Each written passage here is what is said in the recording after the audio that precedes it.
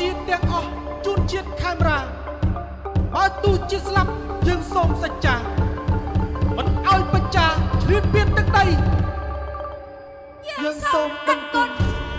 ដល់វីរៈជនដែលបានពលីការពារដែនដីបុរីសីមាប្រជាខេមរាក្នុងដែនសុវណ្ណភូមិ